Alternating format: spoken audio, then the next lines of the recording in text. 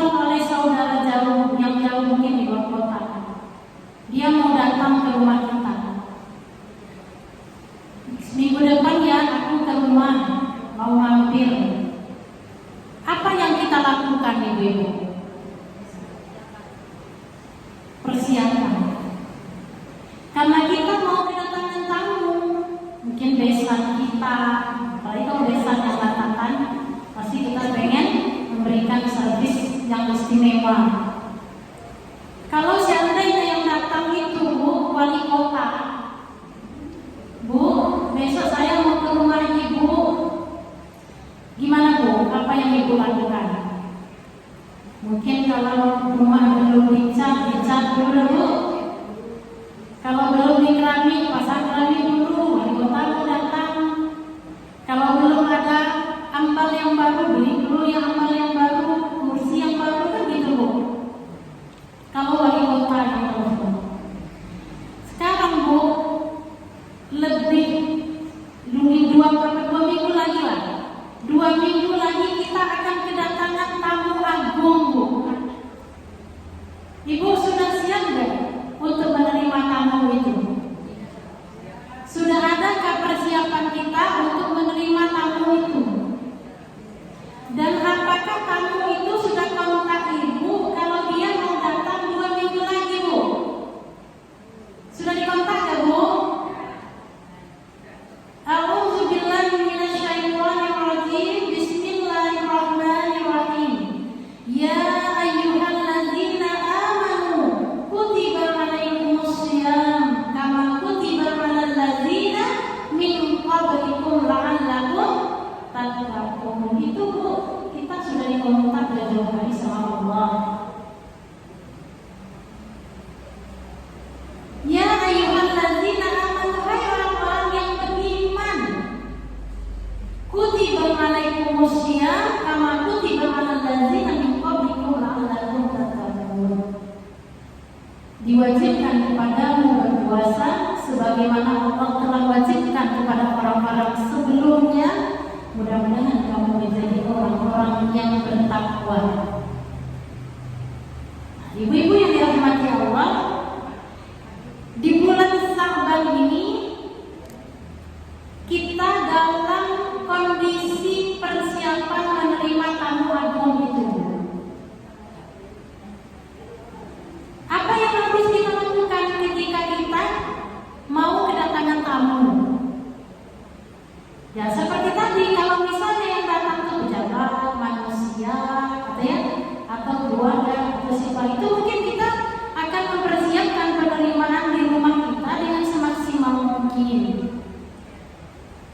Gelasnya sudah kita siapkan, minumnya sudah kita siapkan, makannya sudah kita persiapkan. Nah sekarang Ibu, ketika kita mau kedatangan tamu bulan Ramadan, apa yang harus kita lakukan? Nah, ada Bu, sikap kita dalam menerima tamu. Ibu sering ke mall kan Bu? Kalau ke mall Bu, itu kan sering ada diskon Bu. Nah, ketika di mall dikatakan diskon 50%, waktunya 30 menit. Kita lagi di mall nih, apa yang kita lakukan? Tentu kita akan bersegera ngambil troli, terus cepat-cepat ngambil barang-barang karena sebenarnya diskon. Jarang-jarang diskon 50%, atau buru-buru ambil barang masukkan troli. Itu kalau kita mau dapatkan harga yang murah, barangnya banyak.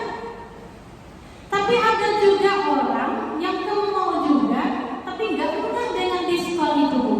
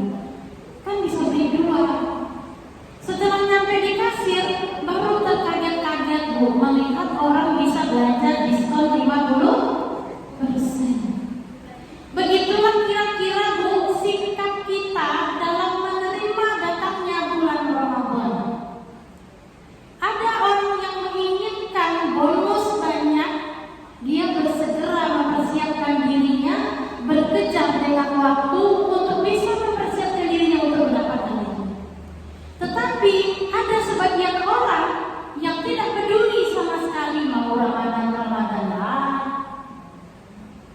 Kan tahun dulu juga udah Ramadan.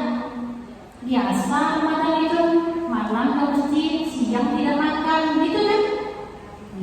Nah, tetapi karena yang dipanggil itu tadi ya ayyuhallazina amanu, kita dipanggil oleh Allah, orang-orang yang beriman untuk melaksanakan puasa.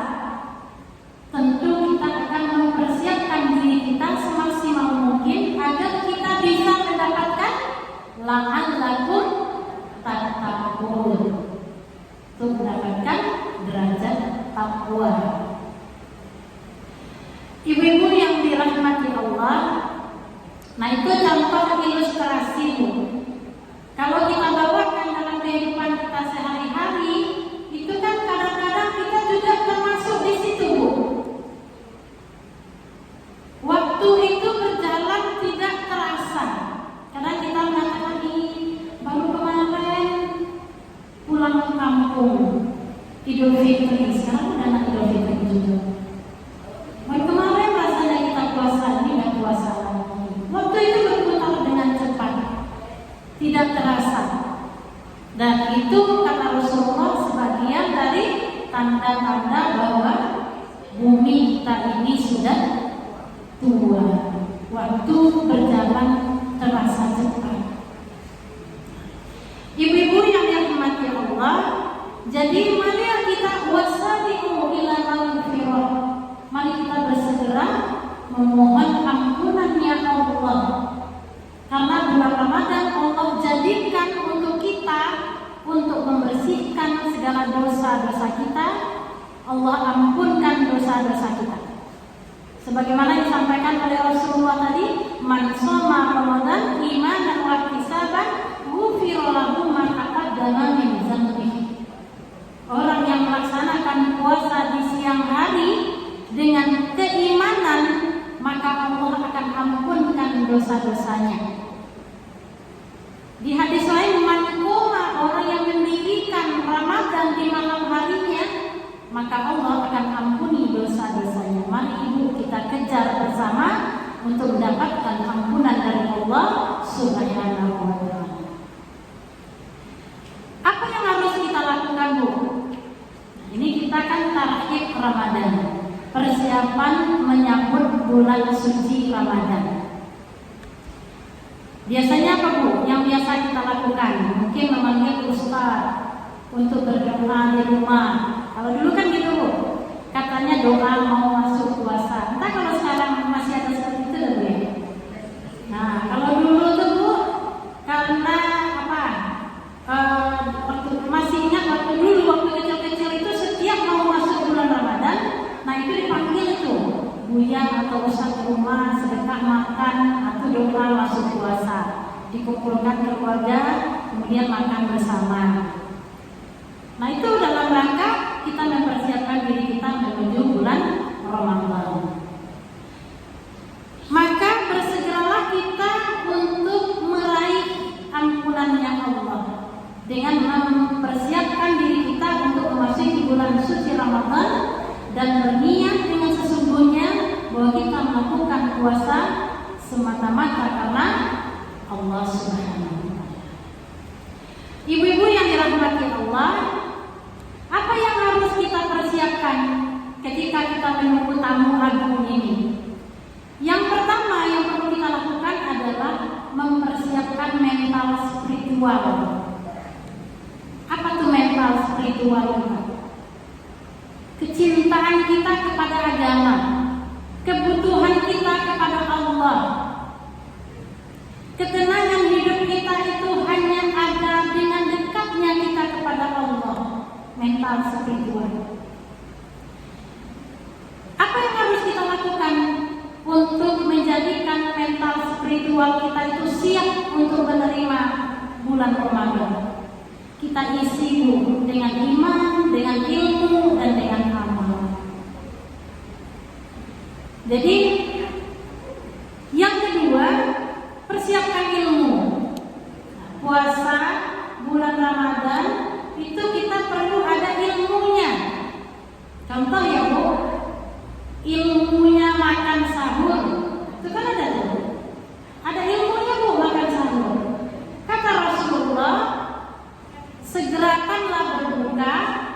dan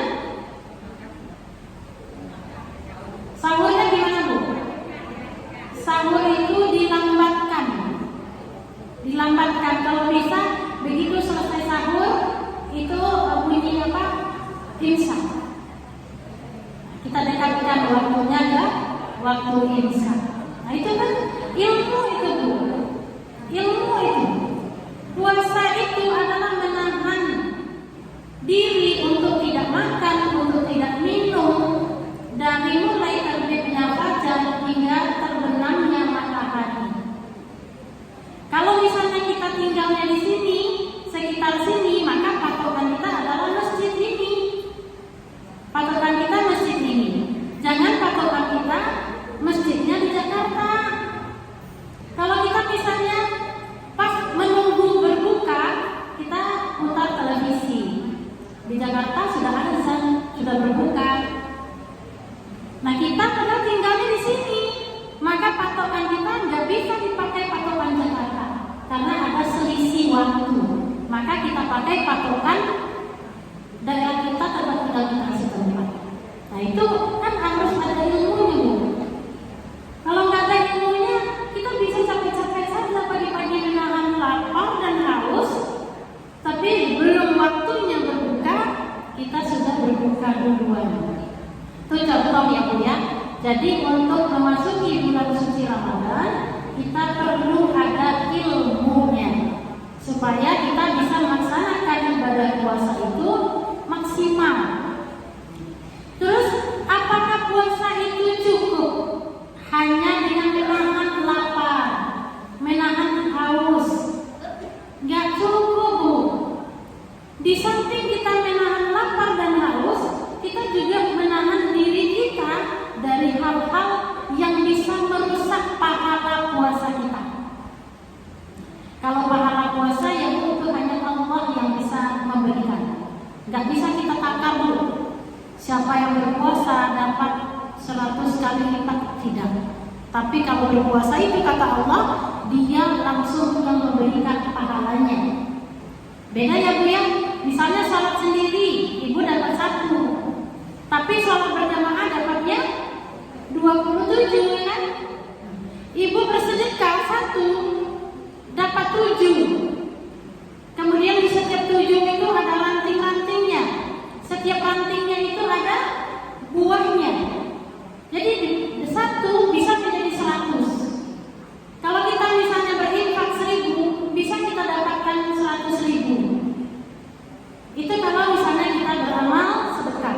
Tetapi kalau puasa, tidak ada orang yang bisa menilai puasanya kecuali hanya Allah. Karena Allah lah yang memberikan pahala puasa itu sendiri. Hanya Allah yang tahu.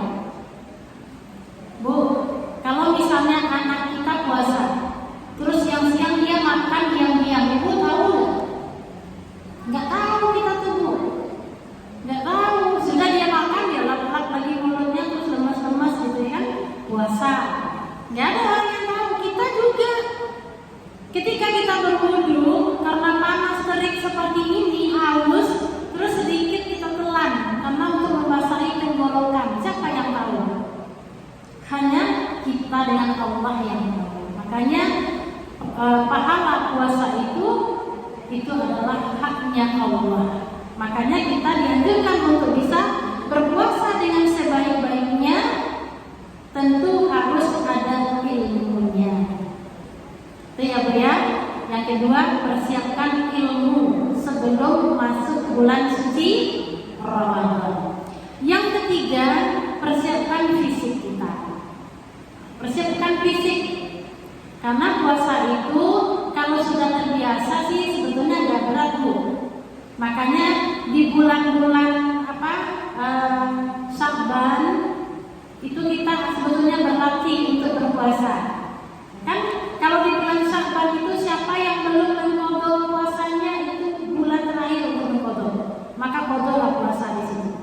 Siapa yang belum bayar nazar puasa, jika ada bernazar, bayarlah di bulan Sya'ban terakhir itu. Tapi alhamdulillah kita kan enggak ya Bu ya, kita biasanya di Syawal itu sudah diselesaikan itu usaha al-qadha. Jadi tinggal sholat puasa sunnahnya saja lagi. Maka perbanyaklah melakukan puasa di bulan Sya'ban supaya nanti di bulan Ramadan kita menjadi terbiasa. Persiapkan fisik. Nah, di fisik itu perlu supaya kita kuat. Yang keempat adalah ini Bu yang penting. Buatlah agenda Ramadan kita Bu. Buat agendanya. 1 Ramadan, jangan cuma ngelis berbukaan saja Bu. 1 Ramadan goreng ayam sop tahu, gitu kan? Sambal terasi. Ramadan kedua kolak. Jangan cuma kita ngelis makanan, tapi kita list juga apa yang akan kita lakukan di bulan Ramadan yang bisa mendekatkan kita kepada Allah dan memperbanyak waktu kita untuk berinteraksi dengan Allah. Kenapa? Karena ada Bu amalan-amalan yang pahalanya luar biasa di bulan Ramadan. Amalan-amalan yang pahalanya luar biasa di bulan Ramadan. Satu adalah puasa. Ini di luar wajib ya Bu ya, di luar sholat wajib kita ya Bu ya. Puasa Ramadan itu kan wajib hukumnya, tapi pahalanya sungguh luar biasa. Makanya kalau kita ketinggalan bulan Ramadan kita, maka wajib kita mengqadanya di luar bulan Ramadan. Saking wajibnya bulan Ramadan itu. Puasa Ramadan itu kita nggak bisa takar Bu pahalanya, tapi yang jelas sangat istimewa dan Allah langsung yang memberikan pahalanya. Puasa. Yang kedua, amalan yang istimewa lagi di bulan Ramadan itu adalah sholat taraweh. Sholat taraweh. Kenapa sholat taraweh itu hanya ada di bulan Ramadan?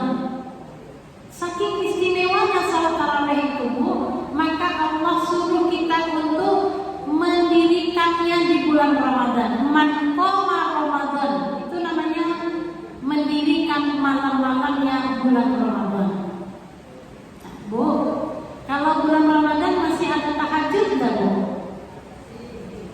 Masih. Tahajud, tarawih itu sama dengan sholat-sholat qiyamul lail. Kalau misalnya kita masih sanggup untuk melaksanakan sholat tahajud, lanjut Bu. Tetapi kalau sholat witir itu cuma 1 kali. Kalau sudah witir di waktu tarawih, nanti kalau kita mau sholat malam lagi nggak usah witir lagi.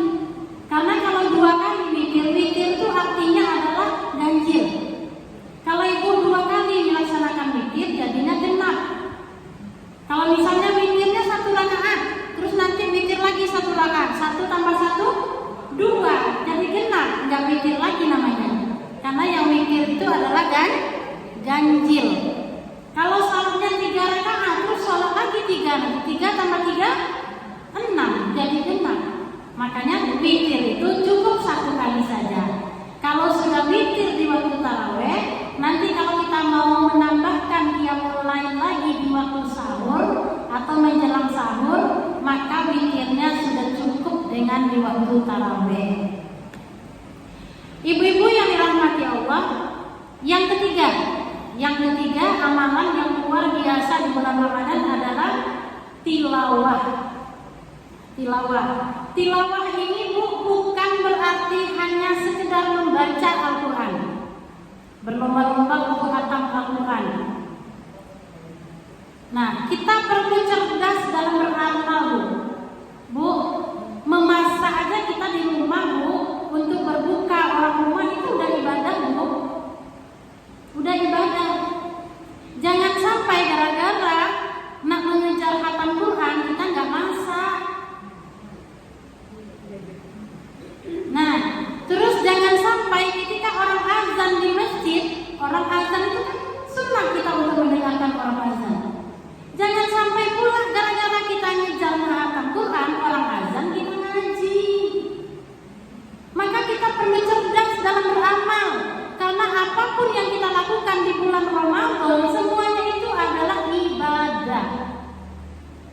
Dan setiap ibadah yang kita lakukan Allah lipat gandakan pahalanya. Jadi bukan hanya tilawah. Nah, makanya kita jangan kita perlu cerdas Bu dalam beramal di bulan Ramadan ini. Nah, kadang kita lihat kan Bu di masjid karena saking pengennya khatam Quran, orang azan dia ngaji, orang ceramah dia ngaji terus. Tuh Bu, padahal duduknya kita di masjid itu udah ibadah. Duduknya kita di masjid mendengarkan orang menyampaikan tausiah itu ibadah. Allah sudah mengembangkan sayap-sayapnya di atas kita untuk memohonkan ampun untuk kita yang duduk mendengarkan pengajian. Tuh, jadi kita perlu cerdas. Jadi maksudnya tilawah Al-Quran itu adalah berinteraksi dengan Al-Quran. Kalau kita misalnya mau memperbanyak bacaan Al-Quran, boleh banyak baca Al-Quran. Diatur Bu di silabus itu tadi. Jam berapa kita mau membaca Al-Quran? Kalau kita mau ngejar satu malam satu juz, mungkin bisa diatur ya Bu, sesudah duha 2 lembar, sesudah subuh 2 lembar, sebelum subuh 1 lembar, sebelum asar 1 lembar, maghrib kan dia ada 10 lembar. Kalau yang Al-Quran Menteri Agama itu ada 10 lembar. Kita atur lah itu kalau kita mau mengejar 1 hari 1 juz. Nah, tapi itu tadi harus cerdas. Jangan sampai kita menyambil-nyambil Bu. Menyambil-nyambil sambil goreng buka Al-Quran, akhirnya mutung gorengannya. Kenapa tadi? Padahal kita menggoreng itu, memasak itu kita ibadah. Ibadah. Kita perempuan ini lah yang paling banyak nilai ibadahnya. Tapi paling banyak juga nilai dosanya.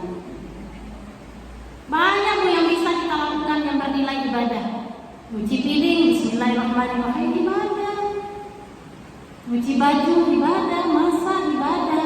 Ketika kita lakukan itu karena Allah. Gampang Bu mencari pahala ibadah itu gampang. Tapi mencari dosa juga lebih gampang. Ibu-ibu yang dirahmati Allah itu, kalau mau bisa ngejar dengan tilawahnya boleh. Atur tadi ya Bu, jurnalnya dibuat. Kalau misalnya kita mau membaca Al-Quran plus artinya, nah, mungkin Ibu atur juga. Gak mesti khatam Bu, gak mesti khatam. Kan Rasulullah mengatakan amal itu gak perlu diborong-borong. Amal itu perlu continue, istiqomah. Kalau misalnya Ibu mau baca Al-Quran beserta artinya 1 hari 1 halaman, udah konsisten, continue. Gak perlu dikejar-kejar Bu, 1 malam mau 1 juz selesai, sampai ngos-ngosan, sampai sore gak ada suara. Diatur Bu ya. Tuh. Yang ketiga, tadi kan kalau tilawah baca Al-Quran. Yang kedua kalau mau baca Al-Quran plus artinya. Yang ketiga kalau mau menghafal Al-Quran. Nah kalau menghafal Al-Quran kan gak mungkin 1 juz sekaligus. Paling gak kita sehari bisa menghafal 2 ayat umpamanya. Udah. Itu juga nilainya luar biasa di sisi Allah. Bukankah nanti surga itu ditentukan oleh hafalan Al-Qurannya. Semakin banyak hafalannya, semakin tinggi surganya, kan gitu. Jadi yang kita maksud dengan tilawah itu bukan hanya membaca Al-Quran, tapi berinteraksi dengan Al-Quran. Kalau ada orang tadarusan Al-Quran Bu, ayo simak-simakan kita tadarusan Al-Quran, itu juga sudah interaksi dengan Al-Quran. Ada orang tafsir Al-Quran, hari ini tafsir Al-Quran 1 ayat, itu sudah interaksi dengan Al-Quran. Maka marilah kita cerdas di dalam melakukan amalan-amalan di bulan suci Ramadan. Jangan sampai kita lengah dengan amalan-amalan wajib kita, padahal sesungguhnya apapun yang kita lakukan itu adalah ibadah. Tuh tilawah dulu. Yang keempat, yang pahalanya yang luar biasa di bulan Ramadan, sedekah. Sedekah. Nah, di jurnal Ibu itu tadi buatkan Bu. Rencanakan dari sekarang mau sedekah setiap hari berapa. Enggak perlu banyak Bu. Jangan gaji begitu terima gaji sedekahkan semua. Enggak.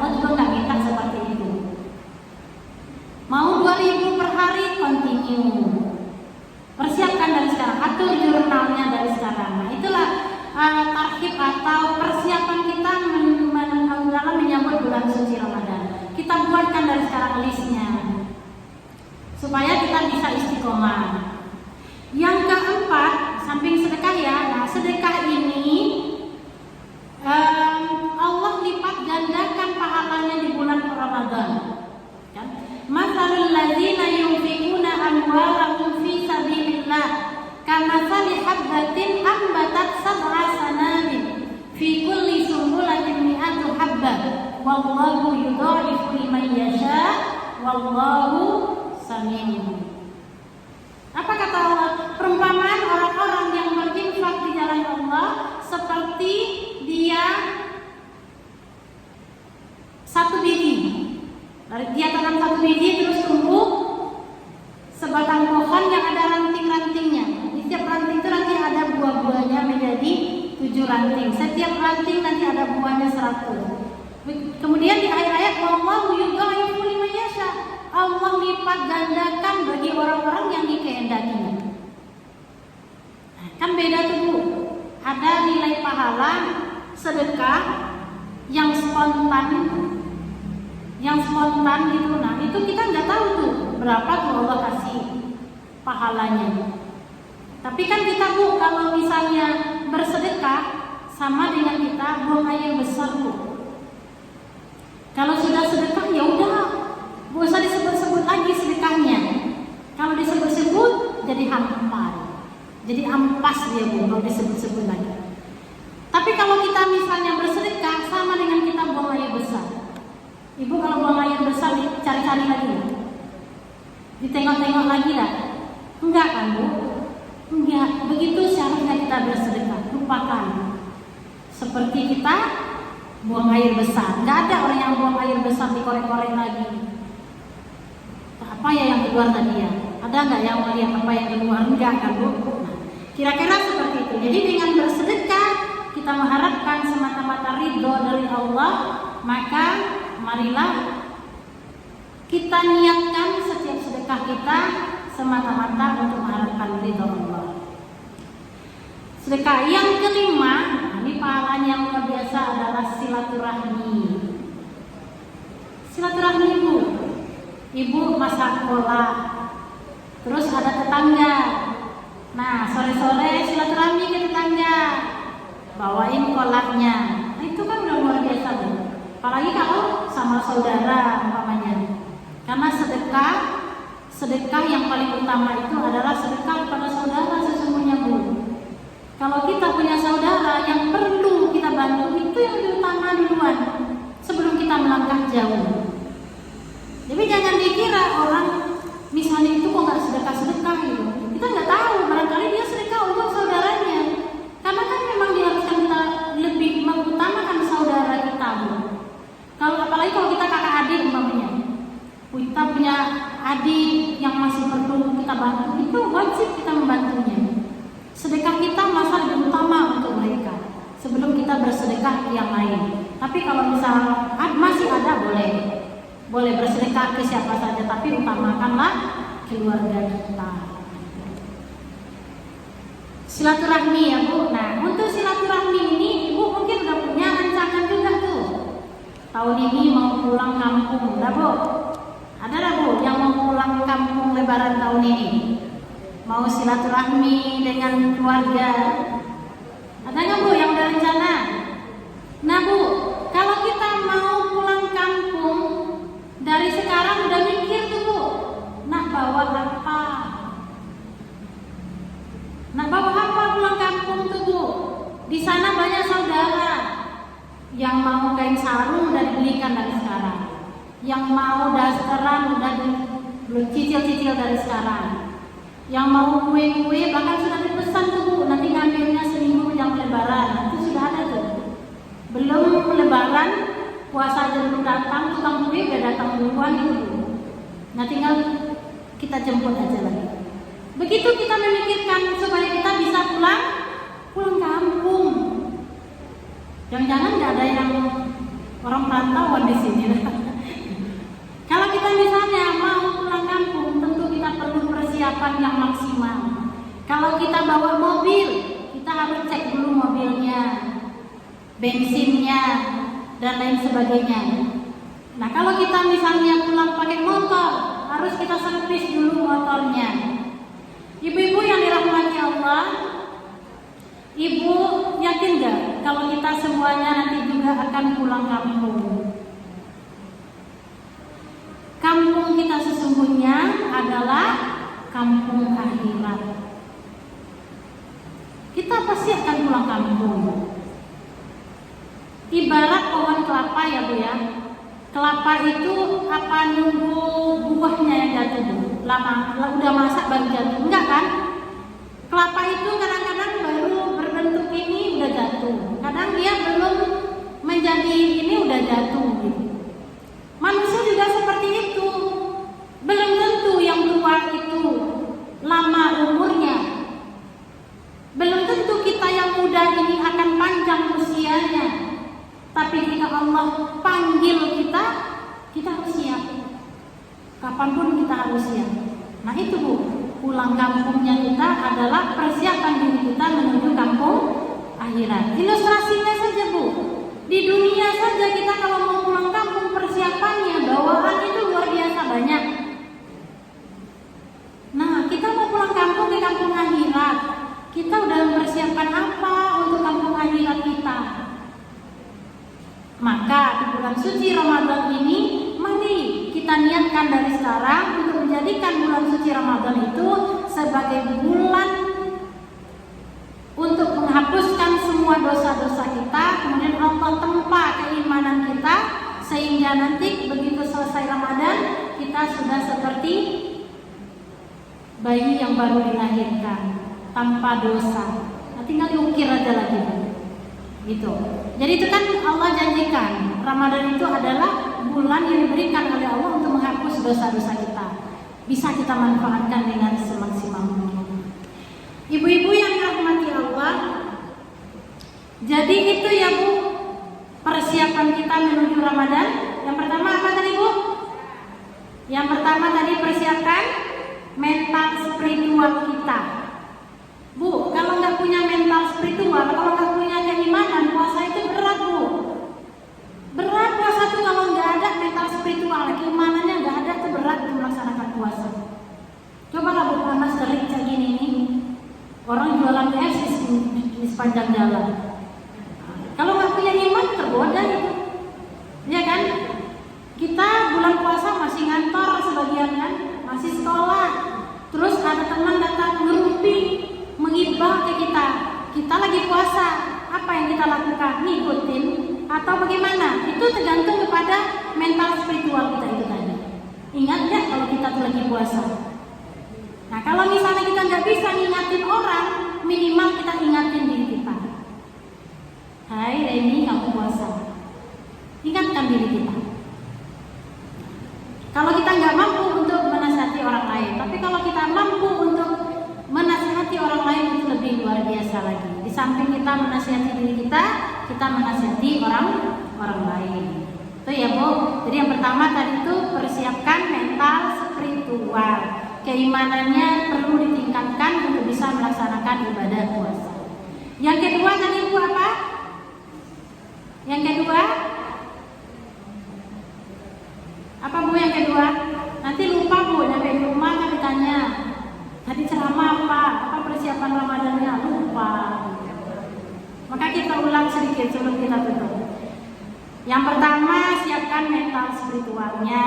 Yang kedua persiapkan ilmunya. Harus ada ilmu dalam beribadah itu. Karena yang namanya ibadah tanpa ilmu akan tertolak. Harus ada ilmunya. Maka ibu-ibu yang udah biasa ngaji di bulan Ramadan jangan stop ngajinya Bu, tetap ngaji. Nah biasanya kan kita ada pengajian, nah, bulan Ramadan kita stop dulu ya. Seharusnya jangan di stop, terus belajar. Terus belajar. Yang ketiga persiapkan fisik, kesehatan, kekuatan kita. Yang keempat buat jurnal. Ya kan, buat jurnalnya atau agenda Ramadannya.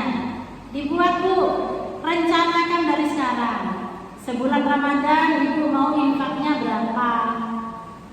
Sebulan Ramadan ibu mau sedekah apa? bacaan Al-Qur'annya berapa. Selama bulan Ramadan ibu mau melaksanakan sholat sunnahnya, sholat sunnah apa saja? Duha, sholat istikharah, sholat taubah dan lain sebagainya. Itu kan bu, kalau malam-malam itu kan namanya sholat qiyamul lail. Kita rencanakan dari sekarang. Insya Allah jika kita rencanakan dari sekarang dan kita insya Allah berniat untuk bisa istiqomah melaksanakannya, insya Allah kita akan mendapatkan, akan meraih apa yang Allah janjikan di bulan Ramadan itu. Puasanya kita puasanya yang top jam.